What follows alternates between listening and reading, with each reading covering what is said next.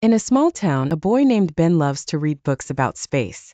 Every night, he looks through his telescope at the stars and wonders what it would be like to visit them. One evening, while stargazing, Ben notices a bright, flashing light in the sky.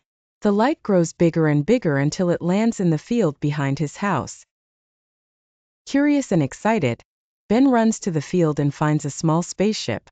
The door of the spaceship opens, and out steps a friendly alien named Zog. Zog is lost and needs help to fix his spaceship so he can return home to his planet, Zorlon.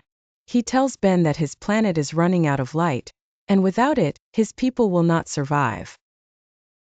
Ben decides to help Zog and brings him to his garage, where they find tools and parts to repair the spaceship. Together, they work hard through the night, and as they do, they become good friends. Zog shares stories about his planet, where the sky is always purple, and the plants glow in the dark. Ben shares stories about Earth and teaches Zog about ice cream, bicycles, and the joy of playing in the park. When the spaceship is finally ready, Zog thanks Ben and asks if he would like to visit Zorlon. Ben agrees and they travel together across the stars. On Zorlon, Ben helps Zog find a way to bring light back to the planet by using a giant mirror to reflect sunlight from a distant star. The plan works and Zorlon is saved. Zog's people celebrate and thank Ben for his help.